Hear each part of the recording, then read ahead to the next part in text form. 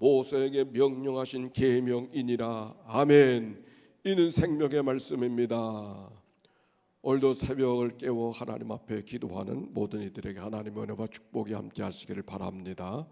태풍이 몰려온다고 하는데 하나님의 은혜가 모두를 돌봐주시기를 바랍니다. 또 거리두기 3단계가 또 될지 모르겠습니다.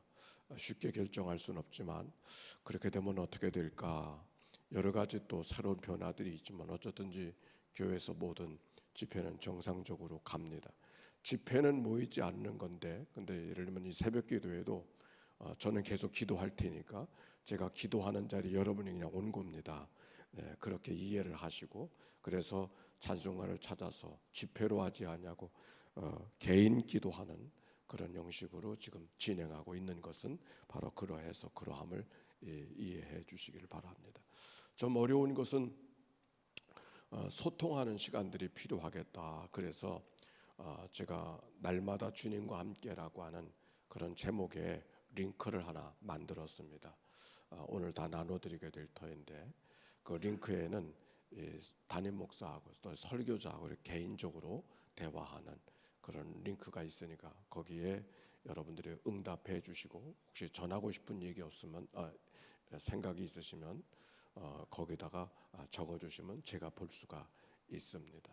오늘 마침 특별히 레위기를 마치고 내일부터 민수기로 가는데 제가 이렇게 적었습니다. 레위기를 읽어가면서 혹시 큰 울림이 주시는 말씀이나 구절이 있으면 적어 주십시오. 이렇게 제가 물었습니다. 그리고 또 혹시 기도 제목이 있으면 제게 전해 주십시오. 제가 중보하겠습니다.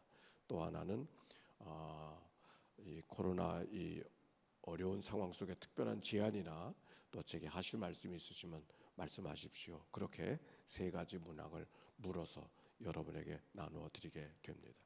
그리고 교회 그 유튜브 채널에 제가 기도하는 장면이 유튜브 채널에 이렇게 만들어져서 그 유튜브를 틀기만 하면, 누르기만 하면은 우리가 예배하고 제가 하나님 앞에 기도하는 것을 언제든지 이렇게 볼 수 있는 그런 채널이 만들어져 있으니까 그렇게 이용하시고, 또 제가 만든 주님 날마다 주님과 함께라고 하는 그 링크를 통해서 저와 더불어 대화하고 필요한 얘기, 또 기도 요청하고 싶은 이야기 말씀해 주시면 되겠습니다. 뭐 신방도 할 수 없고 또 일일이 전화하는 것도 쉽지 않지 않습니까? 뭐 안 한다는 얘기는 아니지만 하고 싶을 때 해야 되는데 그런 링크를 만들었으니까 언제든지 말씀해 주시면 되겠습니다. 자, 오늘 이제 레위기 마지막 장의 말씀입니다. 또 오늘은 무슨 말씀을 우리 주님께서 우리에게 허락하실는지 1절 시작. 여호와께서 모세에게 말씀하여 이르시되. 말씀하시는 분이 누구예요? 네, 말씀하시는 분이 하나님이시죠. 왜 하나님께서 말씀하시는가? 우리를 귀찮게 하시려고, 어렵게 하시려고? 아니, 어제의 말씀은 하나님께서 복 주시길 원하는 것이 하나님의 마음이라 그랬잖아요. 하나님 복 주시길 원하셔서 은혜 가운데 우리의 삶을 살아가게 하시려고, 아니 하나님을 누리며 살게 하시려고, 어쩌든지 하나님의 누리며 살게 하시기 위해서 오늘도 하나님이 우리에게 말씀해 주십니다. 하나님의 관심이 어디 있는가? 어쩌든지 하나님을 누리며 살게 하기 위한 것이 하나님의 관심이기 때문에 오늘도 말씀하십니다. 2절 시작. 이스라엘 자손에게 말하여 이르라. 만일 어떤 사람이 사람의 값을 여호와께 드리기로 분명히 서원하였으면 너는 그 값을 정할지니. 여기 서원에 대한 말씀이 기록이 되어져 있습니다. 우리가 기도 가운데 감사기도도 있고 뭐 여러 가지 기도가 있지만 서원 기도도 있지 않습니까? 그런데 이 서원 기도는 조금 성경적 서원과 우리가 생각하는 서원은 조금 다른 의미가 있지 않는가? 좀 오해가 있지 않는가? 마치 우리가 서원 기도하면 우리가 원하는 것을 하나님 앞에 응답을 받기 위해서 예물을 드려가면서 하나님 앞에 기도하는, 이것을 서원 기도로 생각하는 경우도 많이 있는 것 같습니다. 근데 오늘 성경에 서원이라고 하는 말은 어떤 의미냐면 내가 원하는 것을 얻고자 해서 하나님 앞에 예물을 드리는 그런 기도하는 그런 기도가 서원 기도가 아니고 자신을 하나님 앞에 헌신한다는 말이에요. 여기 자원해서 하나님 앞에 자기를 드린다는 의미였습니다. 근데 의미는 자기만 드리는 것이 아니라 자기 자녀도 드리고 자기 재물도 드리고 하나님 앞에 자기를 헌신해서 드리잖아요. 제가 신학교 갈 때가 생각이 났어요. 내가 하나님을 믿지 않거나 하나님을 부인하는 건 아닌데 내가 어떻게 목사가 될 수 있을까, 이런 마음은 제 마음에 좀 이렇게 붙들고 있었습니다.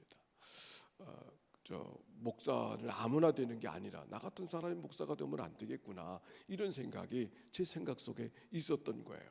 왜냐하면 아버지와 저를 비교해 보니까, 목사로 살아가는 아버지와 나를 비교해 보면 우리 아버지 너무 잘하는 게 많은 거야.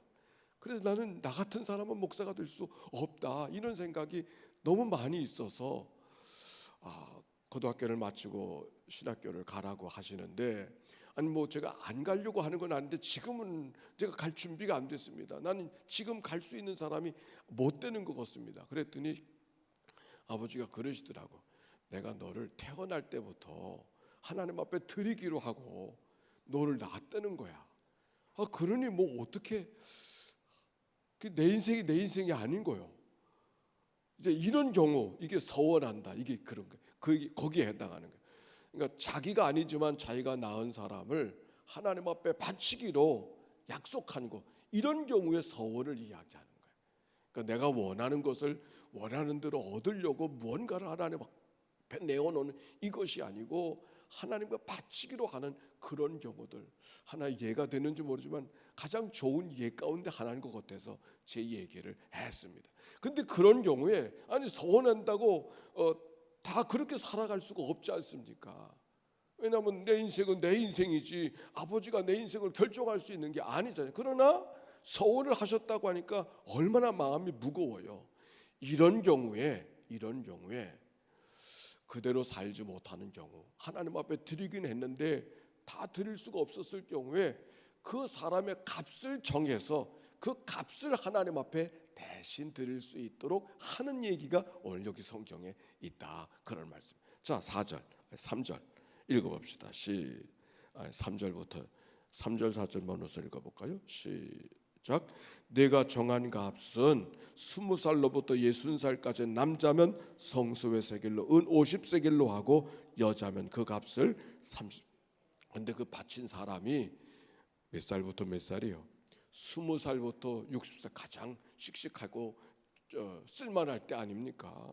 그때는 남자는 성소의 세겔로 50세겔로 바꾸어서 하나님 앞에 드리고 여자는 30세겔로 한다, 그렇게 말하고 있습니다.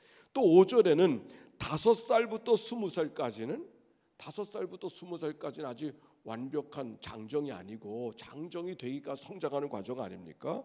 그런 경우는 남자면 그 값을 20세겔로 하고 여자는 10세겔로 하고, 또 1개월로 태어난 지 1개월로부터 5살까지면 남자는 그 값을 은 5세겔로 하고 여자는 그 값을 은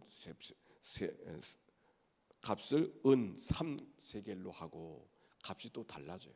그러니까 1개월 태어나자마자 하나님 앞에 바쳐지는 경우가 있으니까 그런 경우를 물으려고 하면, 되돌리려고 하면 이 값을 지불하고 하나님 앞에 서원을 풀어야 된다고 말할까? 물은다, 그렇게 말하는 것입니다.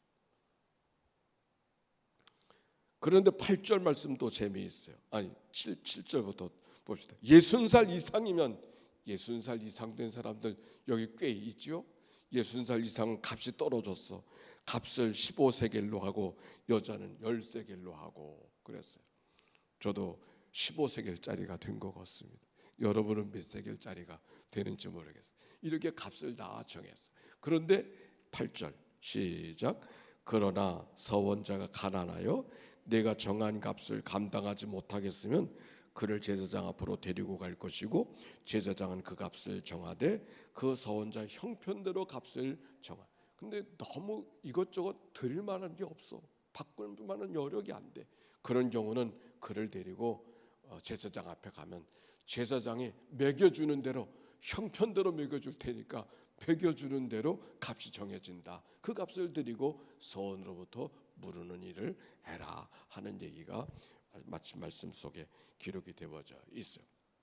그리고 9절부터는 서원하는 게 사람이 아니고 가축일 경우, 또 14절부터는 서원하는 것이 가축이 아니라 집인 경우, 재산인 가옥인 경우, 또 16절부터는 밭인 경우, 어떤 것은 밭을 하나님 앞에 드린다고, 어떤 것은 가축을 드린다고, 어떤 경우는 집을 바친다고 이렇게 말하는 경우에 그것을 물러야 되는 경우는 물을 수 있는데 5분의 1을 그걸 값으로 재벌하고, 그 땅은 조상대대로 우리가 물려온 땅인데 이 땅을 달리할 수가 없습니다. 만약 그래서 누군가를 통해서 바치긴 했는데 부득이 물러야 되는 경우에는 밭에 대한 값을 지불하고, 근데 여기 보면 5분의 1을 더해서 지불하고 물릴 수 있다 하는 이야기 옳습니다.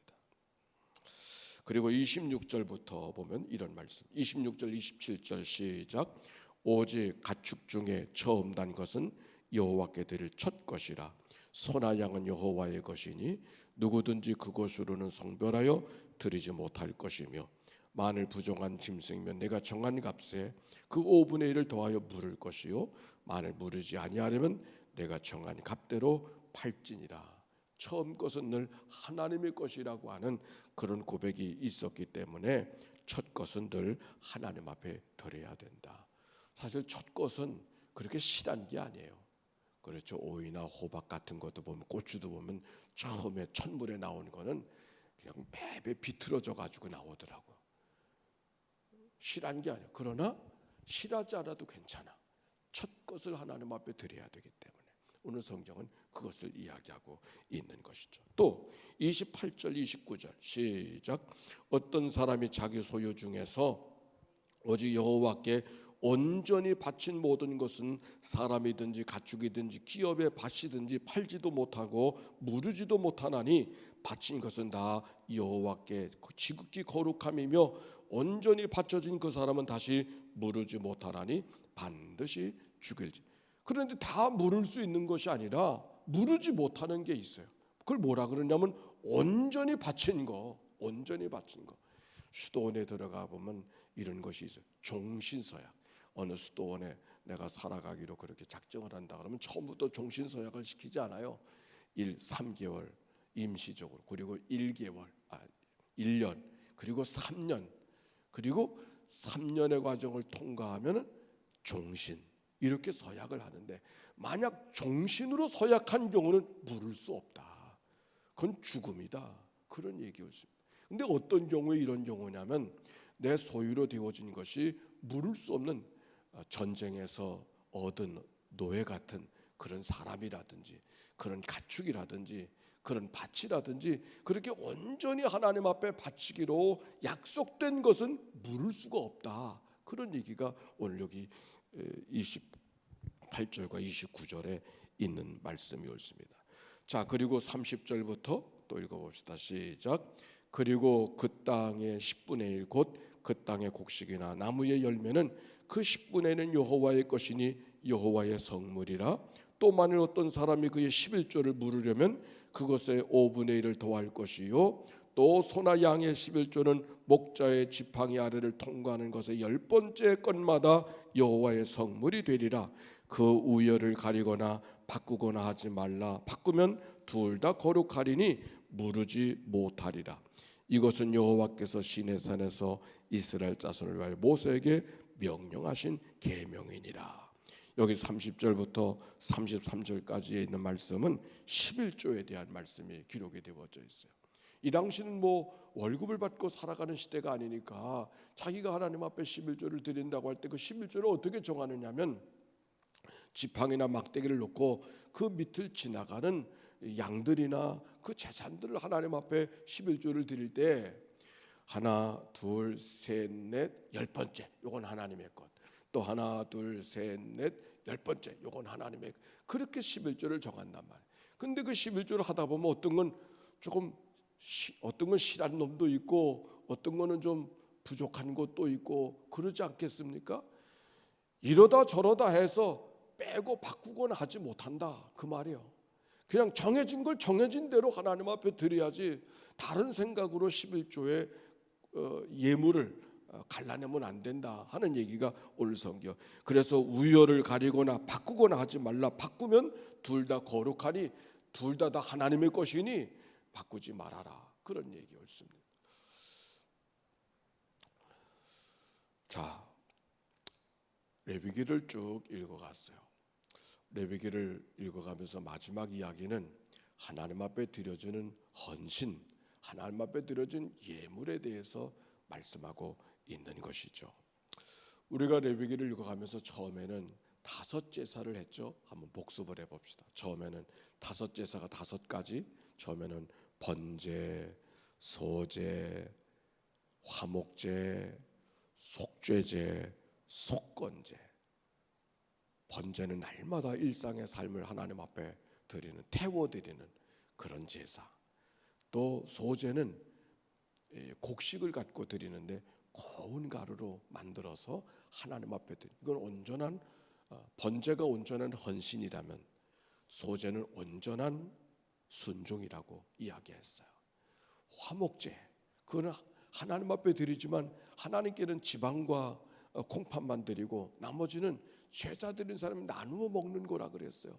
근데 그것을 먹는 기간이 있기 때문에 혼자 배부를 수가 없고 함께 더불어 먹어야 되고, 떡 주고 싶지 않은 사람까지 데려다가 떡을 주면서 먹으라고 해야 되는 것이 화목제사의 모습이다. 우리를 위한 제사죠. 그리고 속죄제는 죄를 속하는 제사를 말하고, 속건죄는 성물을 건드렸다든지 남에게 손해를 끼쳤을 경우에 그것을 하나님 앞에 제사로 드리면서 그는 책임을 지는 제사이기 때문에 5분의 1을 더해서 보상하면서 배상을 하면서 제사를 드리는 제사, 이것이 속건제사다 그렇게 말했습니다. 그리고 그것을 감당할 수 있는 제사장들이 어떤 역할을 해야 되는가 하는 이야기를 쭉 기록하고 있었고, 7절기에 대해서 이야기했죠. 7절기는 어디부터 시작했어요? 6월절부터 시작했죠. 6월절, 그리고 무교절. 6월절에 가서 이스라엘 백성들이 애굽을 떠날 때 마지막 재앙, 아들이 죽는, 장자가 죽는 재앙을 피했던 일들을 기억하고 하나님의 은혜를 기억하는 절기가 6월절이라 그랬어요. 6월절 넘어갔단 말이에요. 재앙이 넘어갔다. 그걸 기념하는 절기. 그 절기가 바로 부활절기로 우리가 기념하고 있다 하는 얘기를 말씀을 드렸습니다. 6월절기를 이어서 무교절, 누룩 없는 떡을 먹는 절기가 지나가게 되어지고, 그러면 첫 추수가 되어졌어요. 그건 초실절, 보리 추수하는 그때를 지나가 되어지면 77절이 지나가서 7번 이래를 지나게 되어지면 77이 49, 77절이 되어지고, 그 77절이 되어진 그 다음 날 오순절이라고 그랬어요. 열흘씩 10번째. 그 오순절기는 하나님 앞에 감사하는 절기인데, 특별히 밀을 추수하는 가장 큰 추수를 만드는 절기라고 했고, 그 추수를 위해서 감사하기 위해서 모였던 날 성령의 강림이 초대교회에 임하게 되어져서 오순절기는 성령 강림 절기로 우리가 기억하고 있다 그런 말씀을 드렸습니다.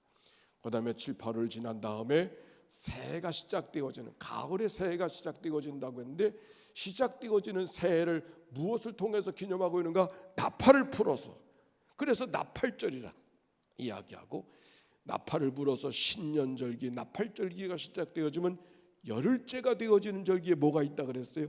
대속죄일. 백성들의 죄를 1년에 한 번씩 하나님 앞에 제사장이 온 백성들이 함께 하나님 앞에 죄를 놓고서 하나님 앞에 기도하는 대속죄일이 있고, 그 속죄일이 지난 다음에 5째 설날이 시작하고 15째 날 무슨 절기가 시작되어져요? 광야 가운데 초막을 짓고 살던 이스라엘 백성들의 조상들을 기억하면서 하나님의 은혜를 기억하는 초막절기, 다른 말로 하면 장막절기. 초막이나 장막이나 텐트나 똑같은 거죠.